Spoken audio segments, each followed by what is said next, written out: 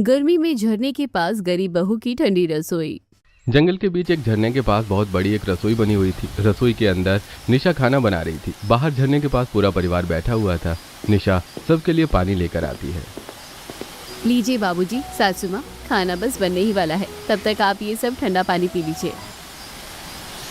अरे वाह मेरी बच्ची, सच में ये तो एकदम हमारा देसी फ्रिज है। मटके का पानी कितना ठंडा है।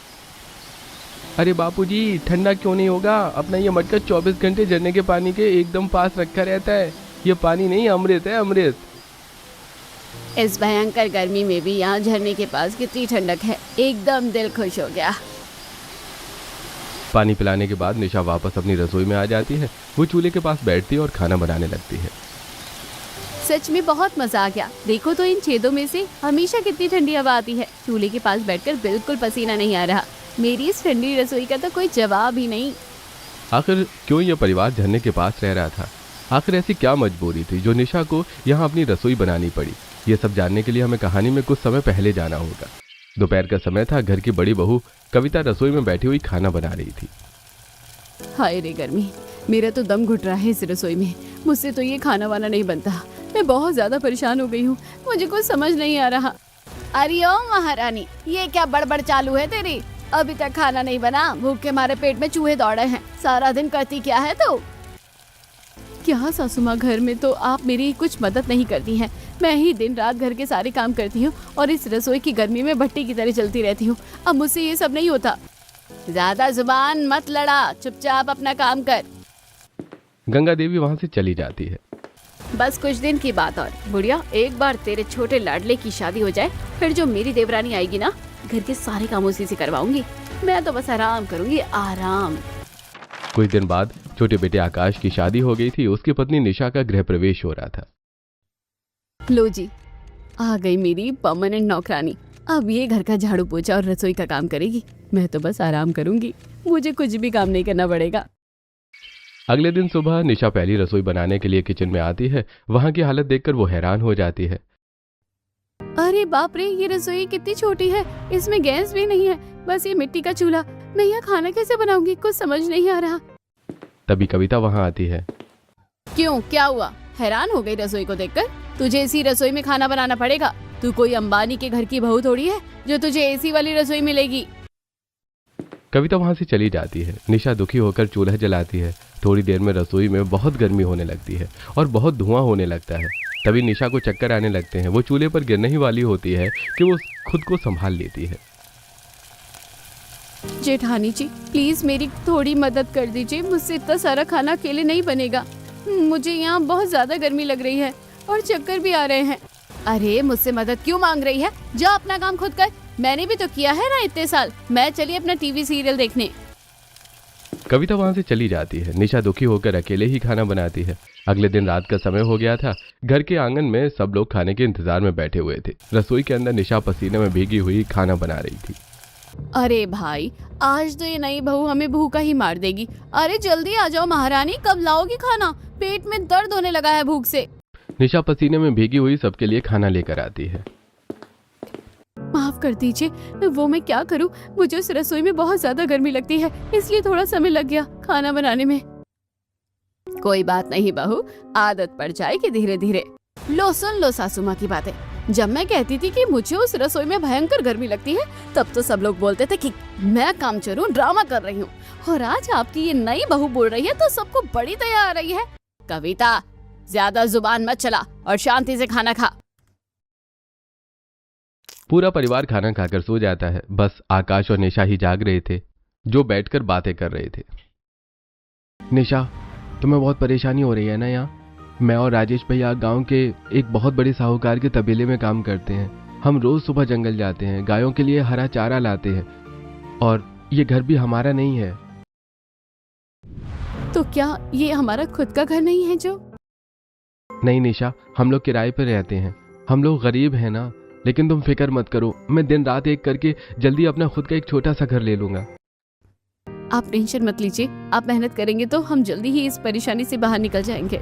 अगले दिन दोपहर का समय था। आकाश और उसका बड़ा भाई राजेश साहूकार के तबेले में काम कर रहे थे। तभी वहां एक आदमी आता है।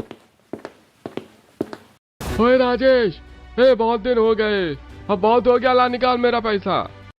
अरे भाई साहब, आप ना फिक्र मत कीजिए, मैं आपको टाइम पर सारे पैसे दे दूंगा। आपके पैसे कहीं भागे नहीं जा रहे हैं, मैं दे दूंगा। अरे देख राजेश, मुझे मेरे पैसे चाहिए, वरना मैं तुझे और तेरे पूरे परिवार को छोड़ूंगा नहीं। ये कहकर वो आदमी वहां से चला जाता है। रात हो जाती है। निशा गर्मी से परेशान होकर रसोई में खाना बना रही थी। हे भगवान, काश कोई ऐसी रसोई होती जो बर्फ जैसी ठंडी होती, लेकिन मेरे नसीब में तो बस ये तपती हुई रसोई लिखी है। यहाँ खाना बनाना कितना मुश्किल है, ये सिर्फ मैं ही जानती हूँ। आंगन में पूरा परिवार बैठा हुआ था, तभी वहां घर का मालिक लाला आता है। अरे महेश, क्या है ये सब? 3 महीने हो गए, अभी तक घर का किराया नहीं दिया, कब दोगे किराया?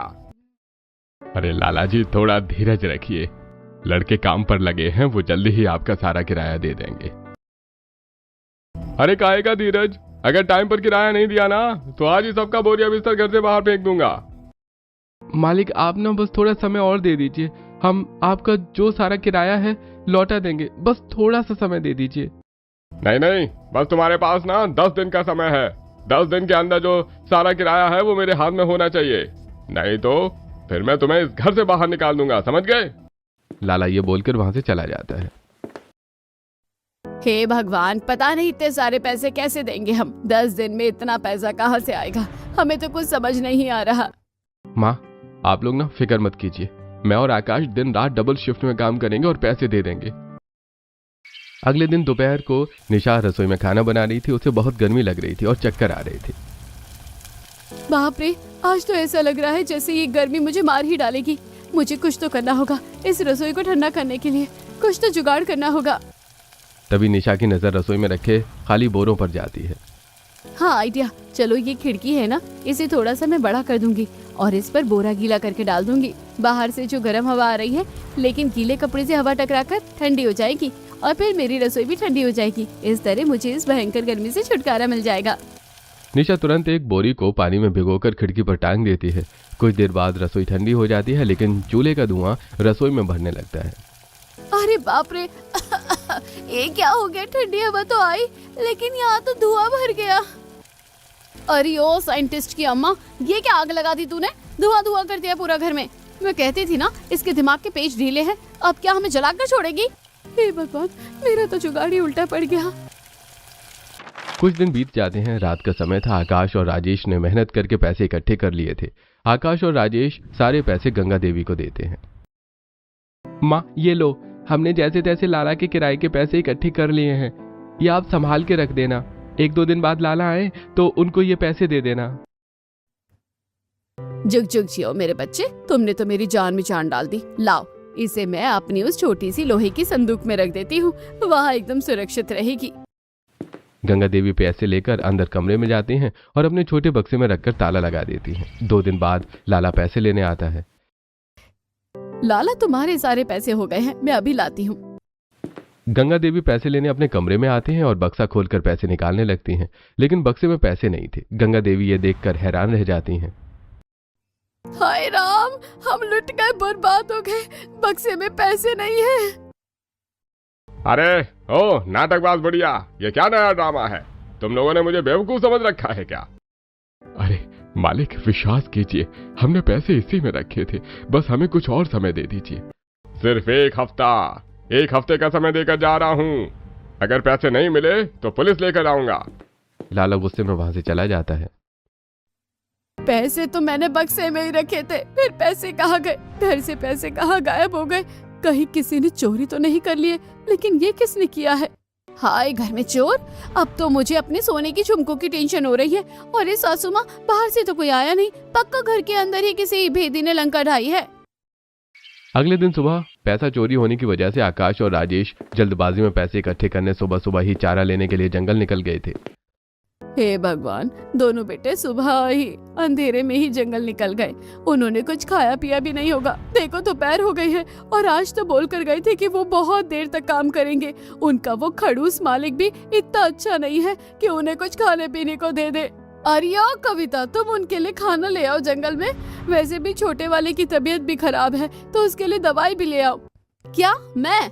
और इस भयंकर धूप में? नहीं, मैं नहीं जाऊंगी। बहुत ज्यादा गर्मी हो रही है, बाहर लू चल रही है, मैं बीमार हो जाऊंगी। मैं नहीं जाने वाली जंगल में। सासू माँ, आप फिक्र मत कीजिए, आप ही खाना मुझे दे दीजिए और दवाई भी मुझे दे दीजिए, मैं जंगल चली जाती हूँ। हाँ हाँ, बड़ी सती सावित्री बन रही है, जा धूप में काले कोयले जैसी होकर आना। निशा टिफिन और दवाई लेकर जंगल में पहुंच जाती है। कुछ देर बाद आकाश और राजेश उसे मिल जाते हैं। निशा, तुम इतनी धूप में यहाँ क्या कर रही हो? जी, आप लोगों ने कुछ खाया नहीं था ना, इसलिए खाना और दवाई लाई हूँ। ठीक है, हम अभी आ रहे हैं खाना खाने के लिए। जब तक तुम वहां उन झाड़ियों के पास छांव में बैठ जाओ। निशा झाड़ियों के पास खड़ी हो जाती है। तभी उसे पीछे से पानी गिरने की बहुत तेज आवाज आती है। वो झाड़ियां हटाकर देखती है और हैरान रह जाती है। झाड़ियों के पीछे एक बहुत बड़ा झरना था जहां पेड़ पौधे लगे हुए थे और एक छोटी सी गुफा भी थी। वाह, देखो तो यहाँ कितनी ठंडक है, बहुत मजा आ रहा है। यहाँ एकदम एसी जैसी ठंडी हवा हो रही है। मेरा तो मन कर रहा है कि मैं यहाँ ही सो जाऊं। निशा वहीं झरने के पास सो जाती है। कुछ देर बाद आकाश और राजेश वहां आते हैं और निशा को जगाते हैं। अरे, ये खाना एकदम ठंडा हो गया है। हाँ भैया, अगर ये खाना थोड़ा सा गर्म हो जाता तो कितना अच्छा होता। आप लोग रुकिए, मैं अभी गर्म करती हूँ।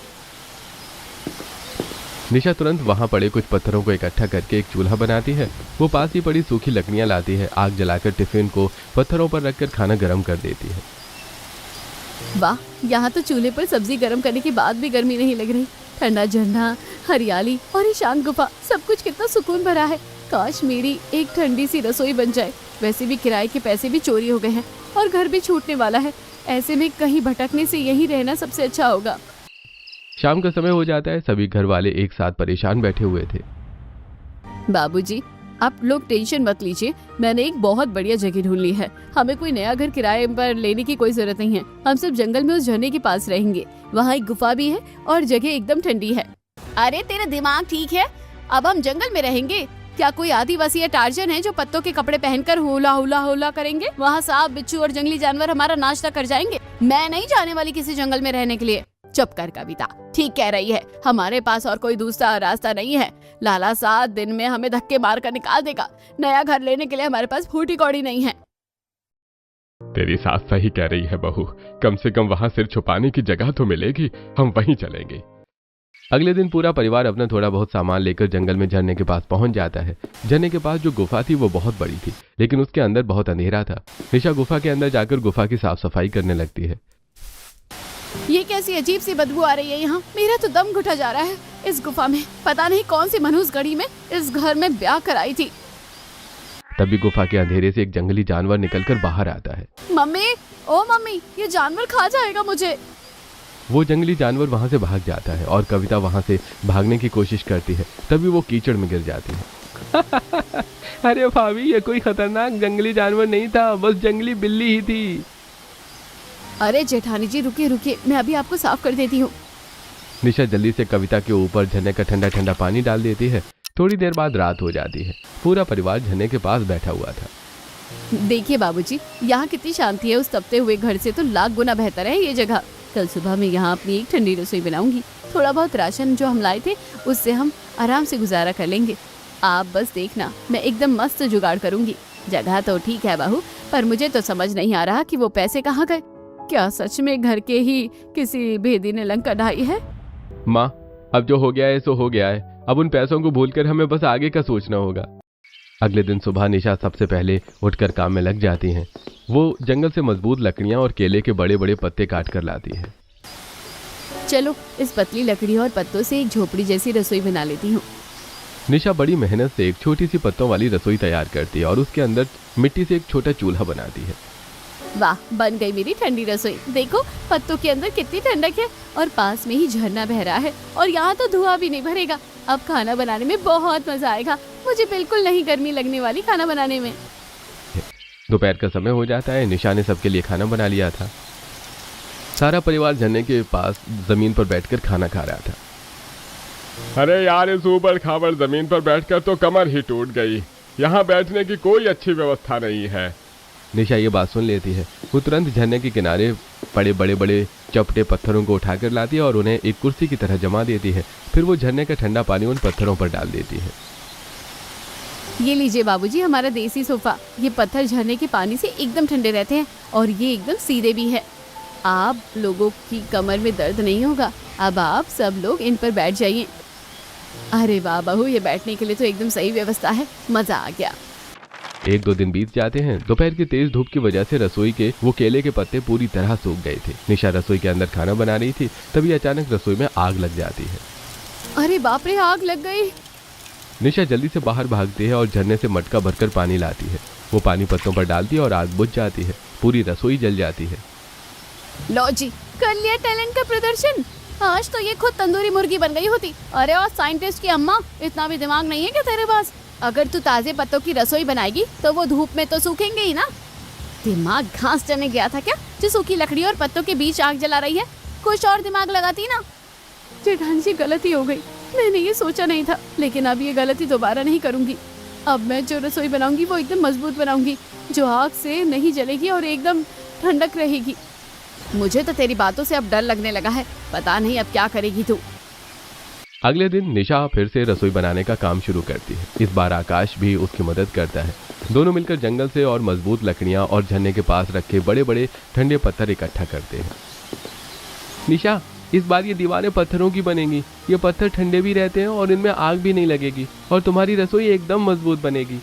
निशा पत्थर, लकड़ी और मिट्टी का इस्तेमाल करके अपने लिए एक बढ़िया रसोई तैयार करती है, जो कि बहुत ज्यादा बड़ी थी।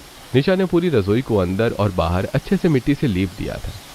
ये एकदम बढ़िया है, इसे मैंने मिट्टी से बढ़िया लीप दिया है, तो अब आग लगने का कोई खतरा नहीं। और इन ठंडे पत्थरों की वजह से ये अंदर से एकदम बर्फ जैसी ठंडी हो गई है। अब जाकर बनी है मेरी असली ठंडी रसोई।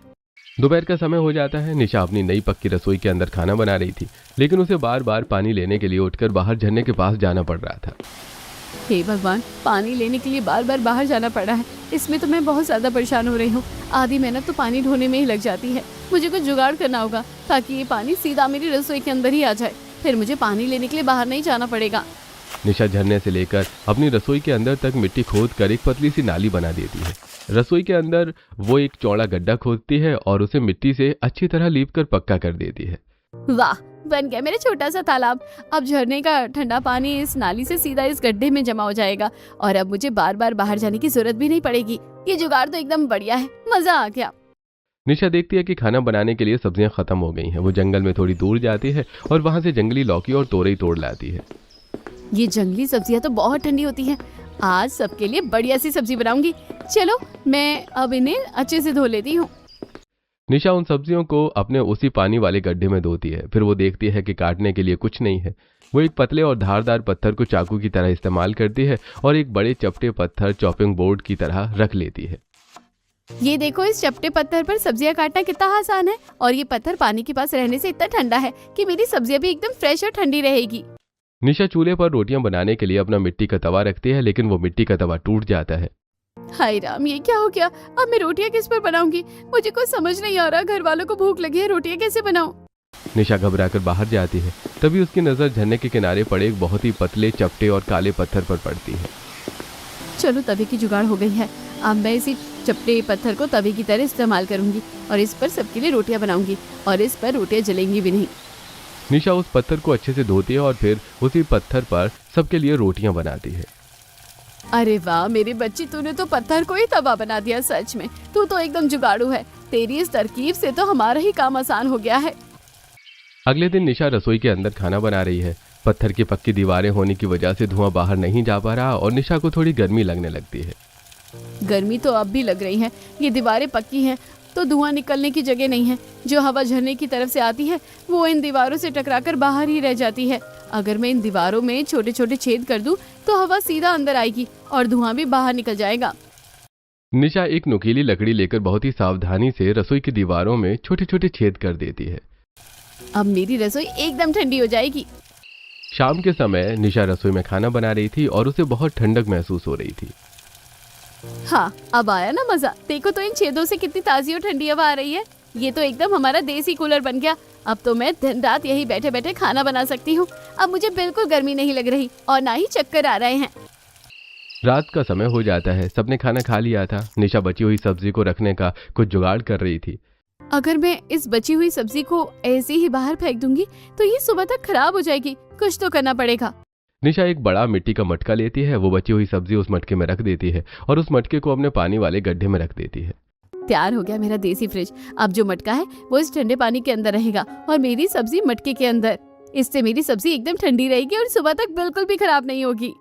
अगले दिन आकाश और राजेश जंगल में घास काट रहे थे, तभी उन्हें जंगली मूली, टमाटर और खीरे मिलते हैं।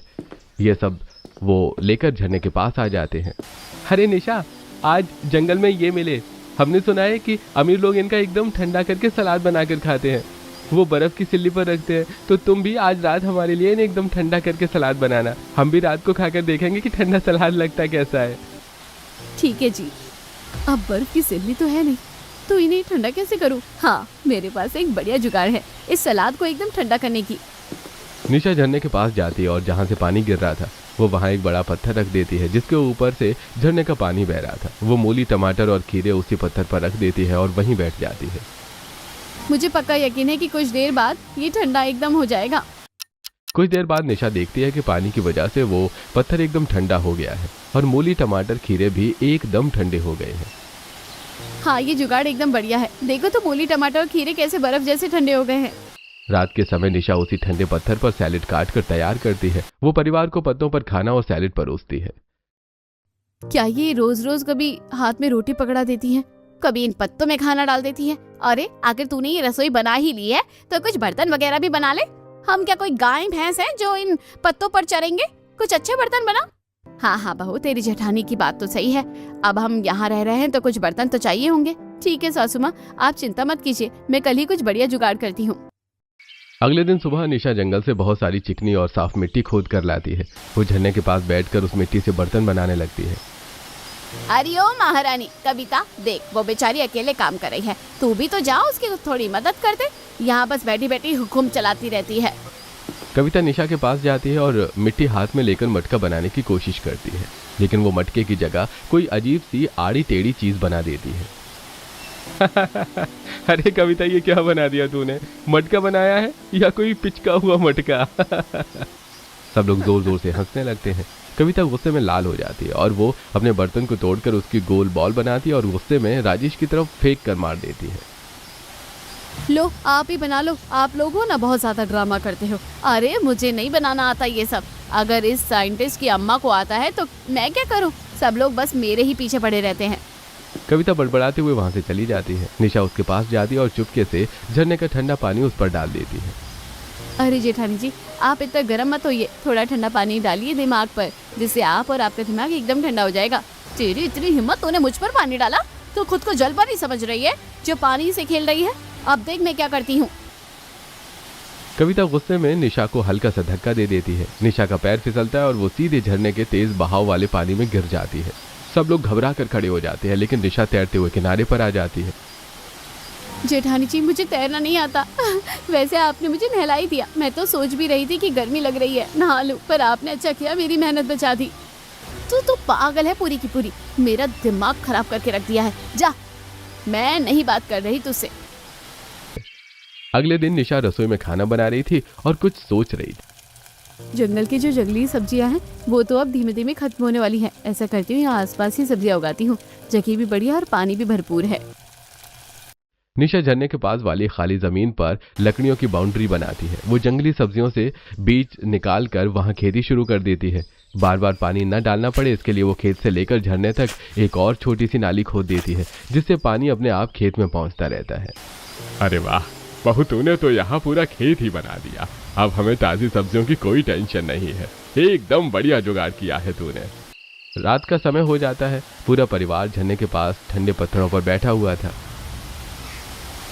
बाबूजी, मुझे तो यहाँ बहुत मजा आ रहा है। पहले तो मुझे उस पुरानी घर वाली गर्म भट्टी जैसी रसोई में पसीना बहाना पड़ता था, लेकिन यहाँ इस ठंडी रसोई में खाना बनाकर मुझे बहुत मजा आ रहा है। मैं तो अब दिन भर अपनी रसोई में बैठकर खाना बना सकती हूँ। मुझे बिल्कुल भी गर्मी नहीं लगेगी।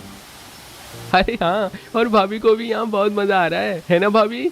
हाँ, बहुत मजा आ रहा है। मेरा तो मन कर रहा है कि इसी झरने में डूबकर जलपरी बन जाऊं। अगले दिन दोपहर को निशा अपनी रसोई के अंदर खाना बना रही थी। उसे एहसास होता है कि रसोई की छत गर्म हो रही है। दीवारों के छेदों से तो हवा आ रही है, पर ये छेद थोड़े तप रहे हैं। छत में छेद कर नहीं सकती, कुछ तो करना पड़ेगा जिससे छत भी ठंडी हो। निशा बाहर आती है और देखती है कि उसकी लगाई हुई लौकी, तोरई की बेलें काफी बड़ी हो गई हैं। हाँ, एक बढ़िया आइडिया है अपनी रसोई की छत को एकदम ठंडा करने के लिए। निशा उन हरी बेलों को अपनी रसोई की छत और दीवारों पर चढ़ा देती है। अब ये जो बेल है ना, इस पूरी छत पर फैल जाएगी और फिर मेरी छत एकदम ठंडी हो जाएगी। कुछ दिन बाद बेलें पूरी रसोई पर छा गई हैं। अब निशा की रसोई एकदम हरी भरी लग रही थी। लो, मजा आ गया। अब तो हमारे पास ताजी सब्जी भी है और मेरे सपनों की रसोई भी तैयार है। कितनी ठंडी है ये। निशा एक साथ ज्यादा खाना बनाने के लिए छोटे छोटे 3-4 चूल्हे और बना लेती है और उन सभी पर खाना तैयार करती है। वाह, अब एक साथ सब्जी, दाल और रोटी सब बन जाएगा। अगले दिन झरने के पास पूरा परिवार बैठकर बातें कर रहा था और बहुत खुश था। वहीं निशा अपनी रसोई में खाना बना रही थी। अगले दिन रसोई के लिए सूखी लकड़ियां खत्म हो गई थी। अरे कविता, देख सूखी लकड़ियां खत्म हो गई है और तेरी देवरानी की तबीयत भी थोड़ी खराब है और उसे खाना भी बनाना है। और राजेश, आकाश भी काम पर चले गए हैं। खाना बनाने के लिए सूखी लकड़ियां नहीं है। तू ऐसा कर कि जंगल से सूखी लकड़ियां ले आ। नहीं सासू माँ, मैं नहीं जा रही। चुपचाप जा, सारा दिन महारानी की तरह बैठी रहती है। जा जल्दी। कविता बड़बड़ाते हुए और जंगल की तरफ लकड़ियां लाने चली जाती है। तभी उसके सामने भेड़िया आ जाता है। हे भगवान, यहाँ तो भेड़िए हैं। कविता बहुत डर जाती है। तभी एक डंडा जाकर भेड़िए में लगता है और भेड़िया वहां से भाग जाता है। अरे, ये डंडा किसने मारा? कविता पीछे मुड़कर देखती है। निशा वहां खड़ी हुई थी। उसी ने भेड़ियों को डंडा फेंक कर मारा था। निशा, तूने आज मेरी जान बचा ली। तू बीमार थी तब भी तू यहाँ आई। अगर आज तू नहीं आती तो पता नहीं मेरा क्या होता। अरे जेठानी जी, मुझे पता था कुछ गड़बड़ हो सकती है। आप तो कभी जंगल वगैरह में आई नहीं है ना, इसलिए मुझे डर लग रहा था। बस इसलिए मैं आपके पीछे पीछे आ गई। मुझे माफ कर दो छोटी, मैं तो तेरे से फालतू में ही जलती थी। तू सच में बहुत अच्छी है। वैसे मैं थोड़ा ओवर ड्रामा भी करती हूँ ना कभी कभी, तो तू मेरे से गुस्सा तो नहीं होगी? नहीं नहीं जेठानी जी, आप जैसी भी है मेरी जेठानी है। अब चलिए लकड़ियाँ उठाइए, सबको भूख लगी है। रात का समय हो जाता है। पूरा परिवार एक साथ बैठकर बातें कर रहा था। पता नहीं हमारे वो पैसे किसने चोरी किए हैं। जिसने भी किए होंगे ना, उसके साथ बहुत बुरा होगा। कीड़े पड़ेंगे उसके हाथों में। नहीं माँ, मत दो बद्दुआ। अब मैं और नहीं छुपा सकता। वो पैसे मैंने ही चोरी किए थे। भैया, आपने चोरी क्यों की? मेरी मजबूरी थी आकाश। मैंने एक आदमी से कर्जा लिया था और वो मुझे मारने की धमकी दे रहा था। मुझे पैसे देने पड़े। मुझे माफ कर दो। मैंने सब बर्बाद कर दिया। अरे तेरी वजह से हम बेघर हो गए हैं। सासू माँ शांत हो जाइए। जो होना था वो हो गया। जेठ जी ने अपनी गलती मान ली है, यही बहुत है। इंसान से गलती होती है ना। प्लीज आप इन्हें माफ कर दीजिए। निशा की बात सुनकर सबका गुस्सा शांत हो जाता है और सभी राजेश को माफ कर देते हैं।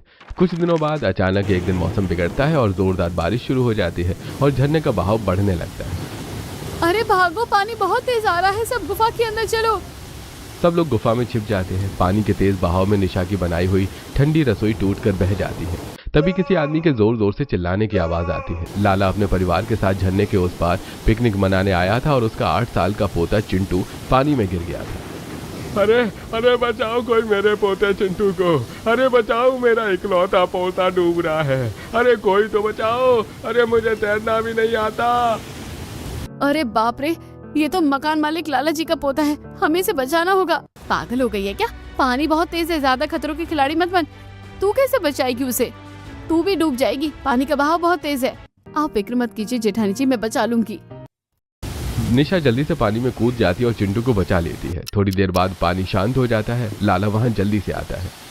अरे मुझे माफ कर दो महेश भाई। मैंने तुम लोगों को धक्के मार कर निकाला और तुम्हारी बहू ने मेरे इकलौते पोते की जान बचा ली। अरे तुम लोग बहुत अच्छे हो। अब तुम सब घर चलो। तुम्हें कभी कोई किराया नहीं देना पड़ेगा। तुम आराम से रह सकते हो। चलो मेरे साथ। मालिक जी, हम आएंगे जरूर, लेकिन ठंड में। अभी गर्मियों में तो हम यहीं रहेंगे, नहीं तो फिर से मुझे उस घर की गर्म भट्टी वाली रसोई में परेशान होना पड़ेगा। यहाँ तो मेरी ठंडी रसोई है। लाला अपने परिवार को लेकर वहां से चला जाता है। अरे बहू, कहाँ है तेरी ठंडी रसोई? सब तो टूट गया। बाबूजी, रसोई टूटी है, हमारे हौसले नहीं। हम फिर से बनाएंगे और इस बार और ज्यादा मजबूत बनाएंगे। हम हारेंगे नहीं। इस बार पूरा परिवार निशा का साथ देता है और कुछ दिनों बाद झरने के पास एक मजबूत रसोई और एक बढ़िया घर बनकर तैयार हो जाता है। पूरा परिवार झरने के पास बैठा था और ठंडी रसोई के अंदर निशा और कविता एक साथ मिलकर खाना बना रही थी। सब बहुत खुश थे। तो दोस्तों, क्या निशा का लाला के पक्के घर में वापस जाने से मना करके अपनी ठंडी रसोई में रहने का फैसला सही था? अगर आप निशा की जगह होते तो क्या करते, हमें कमेंट में जरूर बताएं।